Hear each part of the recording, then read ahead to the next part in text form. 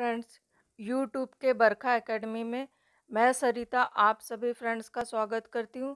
Friends, हम पर्यावरण विशेष में आज पढ़ेंगे ओजोन परत क्षरण, ग्रीन हाउस प्रभाव और जलवायु परिवर्तन से संबंधित कुछ महत्वपूर्ण प्रश्नोत्तर, वन लाइनर प्रश्नोत्तर जो सभी प्रतियोगी परीक्षा के लिए बहुत महत्वपूर्ण हैं। फ्रेंड्स, आप वीडियो को पूरा देखिए और ज़्यादा से ज़्यादा अपने फ्रेंड्स के साथ शेयर कीजिए और बने रहिए बरखा एकेडमी को। बरखा एकेडमी में यदि आप नए हैं तो सब्सक्राइब ज़रूर करें। बरखा एकेडमी को सब्सक्राइब करें और बेल आइकन भी प्रेस करें ताकि मैं जब भी वीडियो अपलोड करूं तो आपको सबसे पहले नोटिफिकेशन मिले। ओके फ्रेंड्स, कंटिन्यू करते हैं। आप बरखा एकेडमी को सब्सक्राइब ज़रूर कर लीजिए और ज़्यादा से ज़्यादा फैलाइए अपने फ्रेंड्स के साथ, रिश्तेदारों के साथ सभी वीडियो शेयर कीजिए। ओके फ्रेंड्स, कंटिन्यू करते हैं। वीडियो को लाइक शेयर ज़रूर करें और चैनल को सब्सक्राइब भी ज़रूर करें। हमारा पहला क्वेश्चन है, जलवायु परिवर्तन का कारण क्या है? ग्रीन हाउस प्रभाव गैसें, ओजोन परत का क्षरण और प्रदूषण, ये सभी जलवायु परिवर्तन के कारण हैं। जलवायु परिवर्तन, ग्रीन हाउस जलवायु परिवर्तन के लिए ग्रीन हाउस गैसें और प्रदूषण प्रत्यक्ष रूप से, जबकि ओजोन परत का क्षरण अप्रत्यक्ष रूप से जिम्मेदार होता है। इसलिए हमारा ऑप्शन होगा डी, सभी आ जाएंगे इसी में। जलवायु परिवर्तन का कारण मुख्यतः निम्नलिखित की वजह से है: ग्रीन हाउस गैस, ओजोन परत का क्षरण और प्रदूषण, या सभी। तो आंसर होगा सभी, ग्रीन हाउस गैस, ओजोन परत का अवक्षय और प्रदूषण। मानव जनित वायुमंडलीय प्रदूषण से जलवायु में परिवर्तन हो सकता है। इसके अलावा जीवाश्म ईंधन के जलने से वायुमंडल में ग्रीन हाउस गैसों में वृद्धि और ओजोन परत का अवक्षय जलवायु परिवर्तन के प्रमुख कारण हैं। ग्रीन हाउस इफेक्ट कौन सी प्रक्रिया है जिसमें पौधे उगाने के लिए समान तापमान प्राप्त किया जाता है, या जिसमें वायुमंडलीय कार्बन डाइऑक्साइड द्वारा इंफ्रारेड विकिरण शोषित कर लिए जाने से वायुमंडल का तापमान बढ़ता है, या फिर जिसमें बंजर पर्वतों और पहाड़ियों को हरा भरा किया जाता है, या जिसमें गहरे पानी का रंग हरा नजर आता है। तो आंसर होगा बी, जिसमें वायुमंडलीय कार्बन डाइऑक्साइड द्वारा इंफ्रारेड विकिरण शोषित कर लिए जाने से वायुमंडल का तापमान बढ़ता है। इसलिए आंसर होगा बी। ग्रीन हाउस प्रभाव एक प्राकृतिक प्रक्रिया है जिसके द्वारा किसी ग्रह या उपग्रह के वातावरण में मौजूद कुछ गैसें उस ग्रह या उपग्रह के वातावरण के ताप को अपेक्षाकृत अधिक बनाने में मदद करती है। विश्वव्यापी ताप वृद्धि के पीछे मुख्य कारण कार्बन डाइऑक्साइड गैस है, जिसे ग्रीन हाउस गैस कहते हैं। यही ग्रीन हाउस गैस मेथेन और नाइट्रस ऑक्साइड भी इस प्रकार की गैसें हैं। ये सभी गैसें वातावरण की ऊष्मा को सोख लेती हैं। यह ठीक उसी प्रकार होता है जैसे ग्रीन हाउस में ग्लास या शीशा अपने अंदर समाहित गर्म वायु को बाहर नहीं निकलने देता और इसे ग्रीन हाउस प्रभाव के नाम से जाना जाता है। अगला क्वेश्चन है, ग्रीन हाउस प्रभाव क्या है? गैसों का वायुमंडल में जमा होने से पृथ्वी के वातावरण का गर्म होना, या अम्लीय वर्षा, या काली वर्षा, या उपरोक्त में से कोई नहीं। तो आंसर होगा ए, गैसों के वायुमंडल में जमा होने से पृथ्वी के वातावरण का गर्म होना। अगला क्वेश्चन है, ग्रीन हाउस प्रभाव का अर्थ क्या है? वायुमंडल में ग्रीन हाउस गैसों के घनीकरण के कारण वायुमंडल के तापमान का बढ़ना, या बढ़े हुए तापमान में सब्जियों और फूलों का उत्पादन, या शीशे के मकानों में खाद्य फसलों का उत्पादन, यह ऑप्शन डी है, उपयुक्त में से कोई नहीं। तो आंसर होगा ए, वायुमंडल में ग्रीन हाउस गैसों के घनीकरण के कारण वायुमंडल के तापमान का बढ़ना। अगला क्वेश्चन है, ग्रीन हाउस गैसों की संकल्पना की थी। इसकी संकल्पना किसने की थी? तो आंसर होगा जोसेफ फोरियर ने। जोसेफ फोरियर ने 1824 में ग्रीन हाउस या हरित गृह गैसों की संकल्पना की थी। अगला क्वेश्चन है, क्योटो प्रोटोकॉल निम्न में से किससे संबंधित है? वायु प्रदूषण से, ग्रीन हाउस गैस से, जलवायु परिवर्तन से या जल प्रदूषण से? तो आंसर होगा जलवायु परिवर्तन से संबंधित है क्योटो प्रोटोकॉल। इनसे संबंधित है। यह ग्रीन हाउस गैसों के निकास को कम करने से संबंधित है, न कि केवल ग्रीन हाउस गैस से। अगला क्वेश्चन है, निम्नलिखित कथनों पर विचार कीजिए। नंबर 1 है, क्योटो उपसंधि वर्ष 2005 में लागू हुई। नंबर 2, क्योटो उपसंधि मुख्यतः ओजोन परत की क्षीणता से संबंधित है। और नंबर 3, मीथेन कार्बन डाइऑक्साइड की तुलना में ग्रीन हाउस गैस के रूप में अधिक हानिकारक है। तो इनमें से कौन सा कथन सही होगा?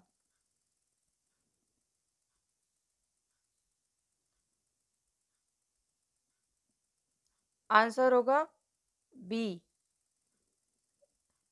1 और ऑप्शन 3। क्योटो उपसंधि वर्ष 2005 में लागू हुई और मीथेन कार्बन डाइऑक्साइड की तुलना में ग्रीन हाउस गैस के रूप में अधिक हानिकारक है।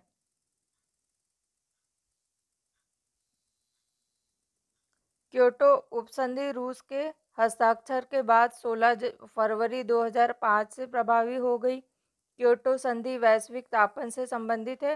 कार्बन डाइऑक्साइड गैस की पृथ्वी के वायुमंडल में उपस्थित मीथेन गैस से अधिक है। किसी गैस का वैश्विक तापन विभव उस गैस के अणुओं की दक्षता और उस गैस के वायुमंडलीय जीवनकाल पर निर्भर करता है। कार्बन डाइऑक्साइड का वायुमंडलीय जीवनकाल पर्वतीय है, जबकि सभी समयावधि के दौरान इसका वैश्विक ताप विभव एक पाया जाता है।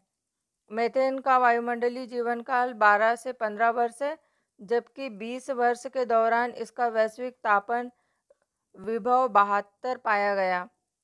अतः कार्बन डाइऑक्साइड की तुलना में मीथेन ग्रीन हाउस गैस के रूप में ज़्यादा प्रभावी और हानिकारक है।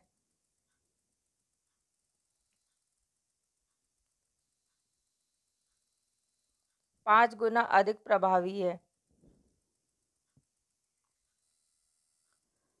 जापान के क्योटो शहर में 11 दिसंबर 1997 को हुए UNFCCC के तीसरे सम्मेलन में क्योटो प्रोटोकॉल को स्वीकार किया गया। क्योटो प्रोटोकॉल 16 फरवरी 2005 से प्रभावी हो गया। यह ग्रीन हाउस गैस उत्सर्जन को 1990 के स्तर पर लाने के लिए एक बाध्यकारी समझौते के रूप में लाया गया। क्योटो प्रोटोकॉल समझौते के अनुसार अधिक ग्रीन हाउस गैस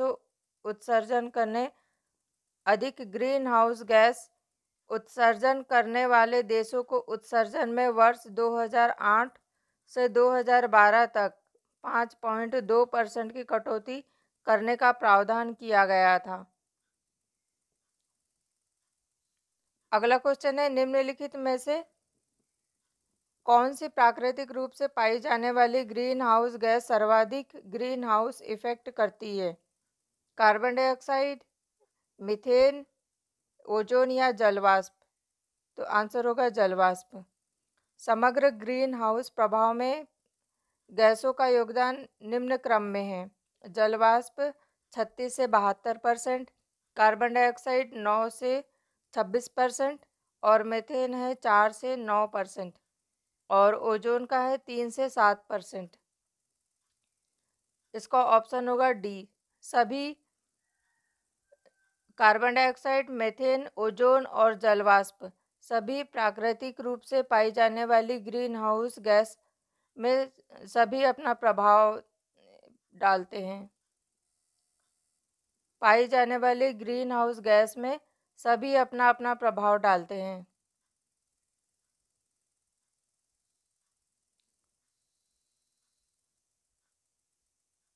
अगला क्वेश्चन है, पर्यावरण में ग्रीन हाउस प्रभाव में वृद्धि होती है कार्बन मोनोऑक्साइड के कारण, या कार्बन डाइऑक्साइड के कारण, या ऑक्सीजन के कारण, या उपरोक्त में से कोई नहीं। तो आंसर होगा कार्बन डाइऑक्साइड के कारण। ग्रीन हाउस गैसें वायुमंडल में उपस्थित वह गैसें हैं जो तापीय अवरक्त विकिरण की रेंज के अंतर्गत विकिरणों का अवशोषण और उत्सर्जन करती है। पृथ्वी के वायुमंडल में पाई जाने वाली प्रमुख पृथ्वी के वायुमंडल में पाई जाने वाली प्रमुख ग्रीन हाउस गैसें हैं जलवाष्प, carbon dioxide, methane, nitrous oxide और क्लोरोफ्लोरोकार्बन।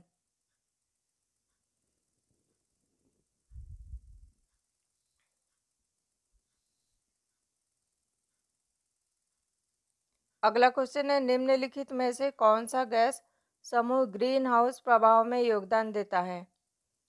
अमोनिया और ओजोन, या कार्बन मोनोऑक्साइड और सल्फर डाइऑक्साइड, या कार्बन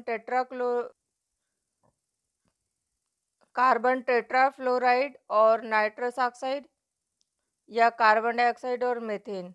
तो आंसर होगा कार्बन डाइऑक्साइड और मीथेन।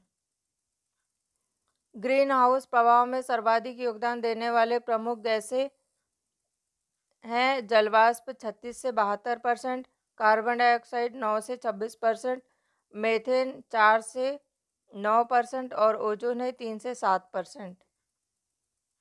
कार्बन टेट्राफ्लोराइड और नाइट्रस ऑक्साइड भी ग्रीन हाउस गैसें हैं, परंतु इनका योगदान सभी गैसों की अपेक्षा कम है।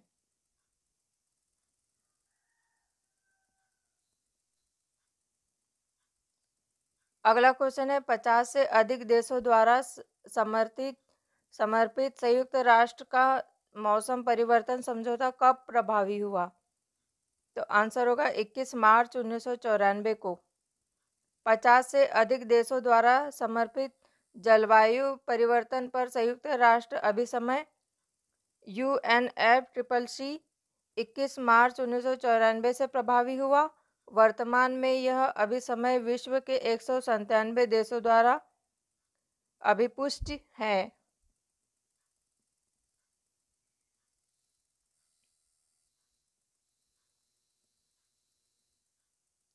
अगला क्वेश्चन है, निम्नलिखित में से किस देश में विश्व के तापमानों पर आंकड़े इकट्ठा करने के लिए वैश्विक वायुमंडल चौकसी स्टेशन स्थापित नहीं किया गया? अल्जीरिया में, ब्राज़ील में, केन्या में, या भारत में? तो आंसर होगा भारत में। वर्तमान समय में वैश्विक वायुमंडल चौकसी स्टेशनों की संख्या 28 है। अल्जीरिया, ब्राज़ील और केन्या में वैश्विक वायुमंडल चौकसी स्टेशन स्थापित है, जबकि भारत में यह अभी स्थापित नहीं किया गया।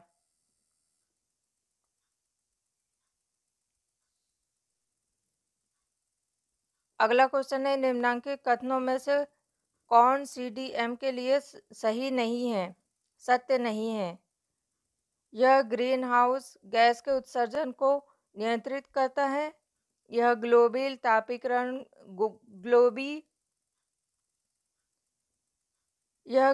तापीकरण को कम करता है, या क्योटो प्रोटोकॉल ने इसके तहत विकास के आकलन के लिए सुझाव दिया है, यह विकसित देशों को विकासशील देशों की परियोजना में पूंजी लगाने का निषेध करता है। तो आंसर होगा डी, यह विकसित देशों को विकासशील देशों की परियोजनाओं में पूंजी लगाने का निषेध करता है।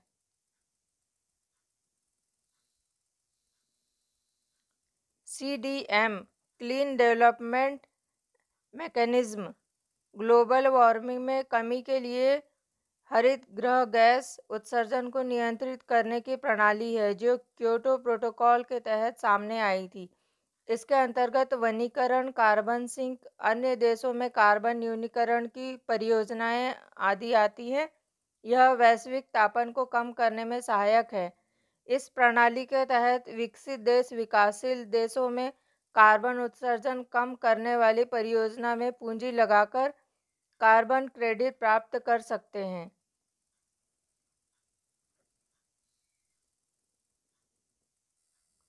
अगला क्वेश्चन है, CO2 उत्सर्जन और भूमंडलीय तापन के संदर्भ में UNFCCC के अंतर्गत उस बाजार संचालित युक्ति का क्या नाम है जो विकासशील देशों को विकसित देशों में प्रोत्साहन उपलब्ध कराती है ताकि अच्छी प्रौद्योगिकियां अपनाकर ग्रीन हाउस गैस उत्सर्जन कम कर सके?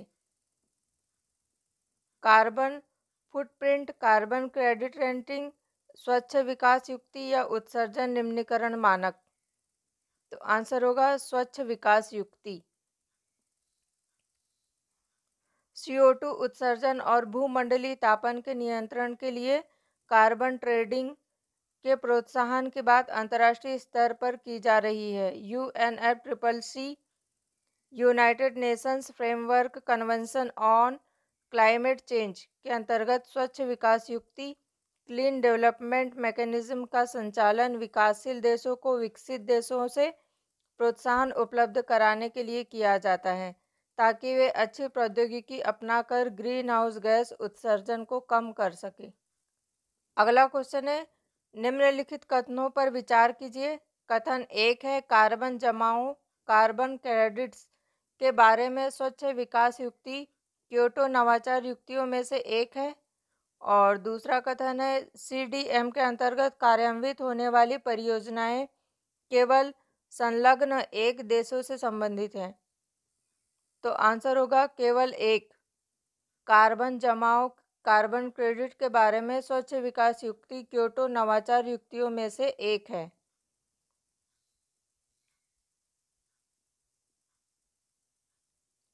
स्वच्छ विकास युक्ति क्लीन डेवलपमेंट मैकेनिज्म UNFCCC के क्योटो प्रोटोकॉल की धारा 12 के अंतर्गत वर्णित है। इसके तहत एनेक्सर फर्स्ट के विकसित देश गैर एनेक्सर फर्स्ट देशों में स्वच्छ विकास युक्ति परियोजनाएं कार्यान्वित कर कार्बन क्रेडिट प्राप्त कर सकते हैं और कार्बन क्रेडिट का उपयोग विकसित देश अपने राष्ट्रीय उत्सर्जन प्रतिबद्धताओं में हुई कमी को पूरा करने में कर सकते हैं। स्पष्ट है कि परियोजनाएं एनेक्सर फर्स्ट के देशों द्वारा कार्यान्वित की जाती है, परंतु इन परियोजनाओं को गैर एनेक्सर फर्स्ट विकासशील देशों में कार्यान्वित किया जाता है। इस प्रकार इस परियोजनाओं का संबंध दोनों ही प्रकार से देशों में इस प्रकार कार्बन परियोजनाओं का संबंध दोनों ही प्रकार के देशों से है। अगला क्वेश्चन है, निम्नलिखित में से कौन सी सुमेलित नहीं है? ए प्रथम विश्व जलवायु सम्मेलन 1979, बी प्रथम पृथ्वी शिखर सम्मेलन एजेंडा 21, सी पृथ्वी शिखर सम्मेलन +5 1997, कार्बन व्यापार मॉन्ट्रियल प्रोटोकॉल। तो आंसर होगा डी संबंधित नहीं है कार्बन व्यापार मॉन्ट्रियल प्रोटोकॉल, क्योंकि मॉन्ट्रियल प्रोटोकॉल ओजोन परत संरक्षण से संबंधित है। कार्बन व्यापार क्योटो प्रोटोकॉल से संबंधित है, न कि मॉन्ट्रियल प्रोटोकॉल। अब प्रथम विश्व जलवायु सम्मेलन 1979 में ही हुआ था और प्रथम पृथ्वी शिखर सम्मेलन एजेंडा 21 से ही संबंधित है और पृथ्वी शिखर सम्मेलन +5 1997 में ही हुआ था।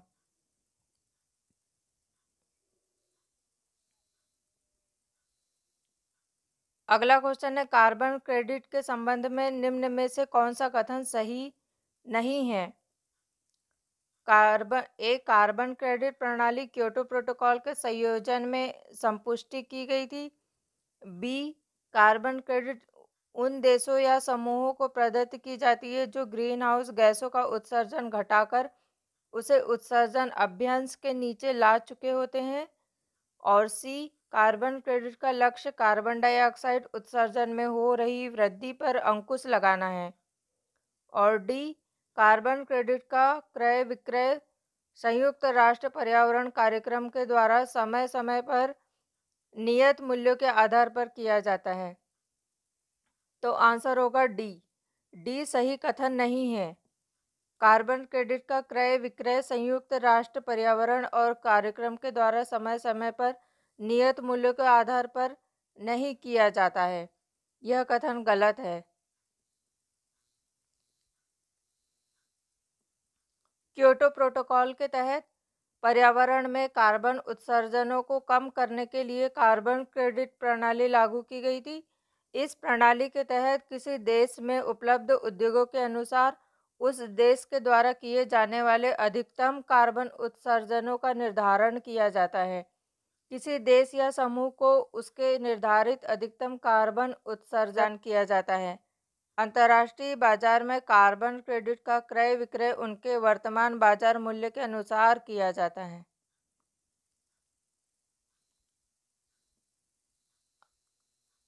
अगला क्वेश्चन है, कार्बन क्रेडिट का दृष्टिकोण इनमें से किससे शुरू हुआ था? क्योटो प्रोटोकॉल से, अर्थ शिखर सम्मेलन से, या मॉन्ट्रियल प्रोटोकॉल से, या G8 शिखर सम्मेलन से?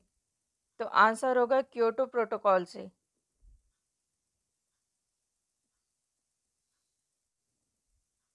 अगला क्वेश्चन है, biocarbon fund initiative for sustainable forest landscapes का प्रबंधन निम्नलिखित में से कौन करता है?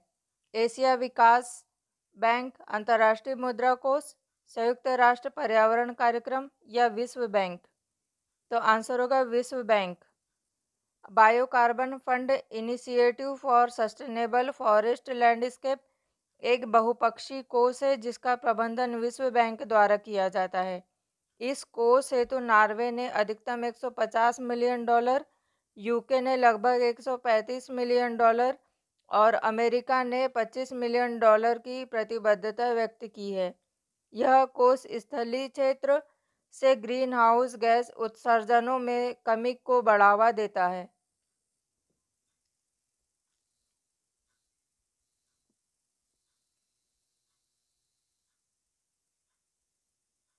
अगला क्वेश्चन है, वन कार्बन भागीदारी सुविधा फॉरेस्ट कार्बन पार्टनरशिप फैसिलिटी के संदर्भ में निम्न में से कौन सा कथन सही नहीं है? ए, यह सरकारों, व्यवसायों, नागरिक समाजों और देशी जनों की एक वैश्विक भागीदारी है। 2, वह धारणीय सस्टेनेबल वन प्रबंधन हेतु पर्यावरण अनुकूली और जलवायु अनुकूलन क्लाइमेट एडेप्टेशन प्रौद्योगिकियों टेक्नोलॉजीज के विकास के लिए वैज्ञानिक वानिकी अनुसंधान में लगे विश्वविद्यालयों, विशेष वैज्ञानिकों और संस्थाओं को वित्तीय सहायता प्रदान करती है। और 3, यह देशों की उनके वनोन्मूलन और वन निम्नीकरण उत्सर्जन कम करने रिड्यूसिंग एमिशंस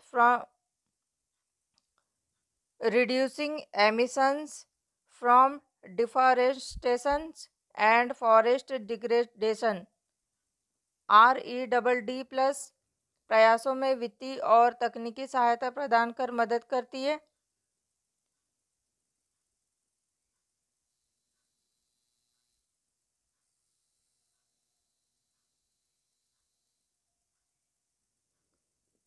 आंसर होगा सी, 1 और 3। वन कार्बन भागीदारी सुविधा विश्व बैंक का एक कार्यक्रम है जो जून 2008 से प्रारंभ हुआ। यह सरकारों, व्यवसायों, नागरिक समाज और स्वदेशी जनों की एक वैश्विक भागीदारी है। इसका सृजन वनोन्मूलन और वन निम्नीकरण के फलस्वरूप होने वाले उत्सर्जनों को कम करने से विकासशील देशों की सहायता करने के मुख्य उद्देश्य से किया गया है। अतः यह सुविधा विकासशील देशों को उनके इन प्रयासों में सहायता हेतु वित्तीय और तकनीकी मदद उपलब्ध कराती है। इसलिए कथन 2 असत्य है क्योंकि यह सुविधा विश्वविद्यालयों, व्यक्तियों और संस्थानों को वित्तीय मदद नहीं देती है।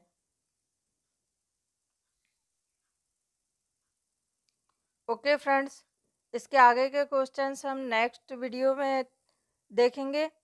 हम मिलते हैं नेक्स्ट वीडियो में। फ्रेंड्स, आप वीडियो को ज़्यादा से ज़्यादा शेयर कीजिए अपने फ्रेंड्स के साथ और चैनल को सब्सक्राइब ज़रूर करें और बेल आइकन भी प्रेस करें ताकि वीडियो अपलोड करूं तो आपको नोटिफिकेशन सबसे पहले मिले। ओके फ्रेंड्स, आप बने रहिए बरखा एकेडमी में और बरखा एकेडमी को सब्सक्राइब ज़रूर करें। हम मिलते हैं नेक्स्ट वीडियो में। लाइक लाइक और शेयर करें वीडियो को ज़्यादा से ज़्यादा, आपके सभी प्रतियोगी परीक्षा के लिए बहुत महत्वपूर्ण है। Okay friends, thank you friends अपना टाइम देने के लिए, और बने रहिए बरखा एकेडमी में। हम मिलते हैं नेक्स्ट वीडियो में। Okay friends, thank you friends.